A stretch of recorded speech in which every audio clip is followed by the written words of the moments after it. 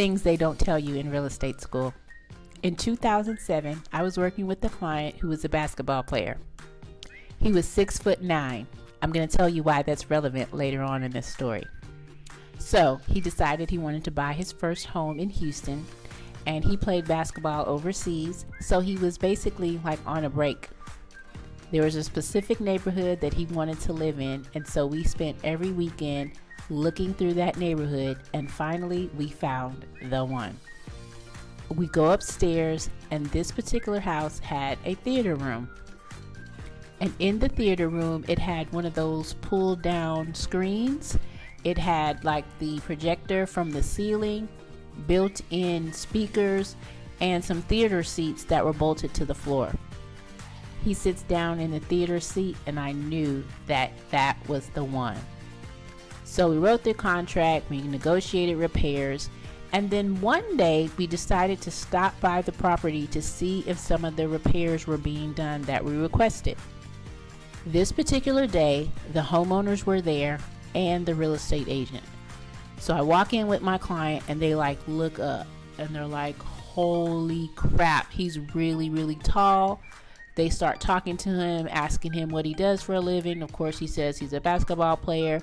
Whoop-de-whoop-de-woo. We have our conversation and we leave. So the day of closing, we go to inspect. We have a few hours before we're going to close, and we just want to go by and see if there's any holes in the walls and all that kind of stuff, right? We go upstairs to the theater room. The theater seats are gone. And I'm like, oh, hell no, where are the theater seats? So I called the real estate agent on the phone. And I'm like, look, the theater seats are gone. What's up? They were bolted to the floor. They have been removed. The carpet has been disturbed. What's the deal? So then she goes on to tell me, oh no, those theater seats, those were furniture. And I said, no, that's not furniture. It was a fixture. They were bolted to the floor, through the carpet, into the plywood. That is a fixture. Then I go on to tell her if they were not going to be included with the sale, you should have put that in the listing, and you should have put that as an exclusion in the contract.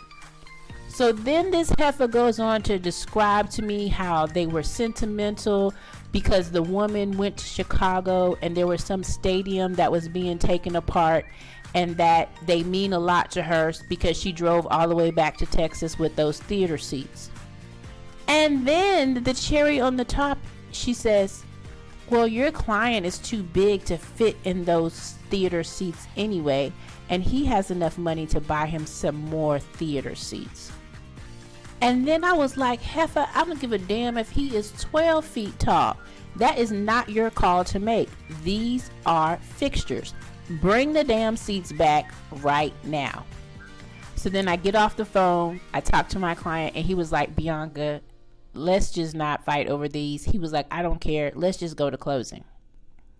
15 years later, that particular deal still runs me hot. And I think that real estate agent should be ashamed of herself for the way she handled it.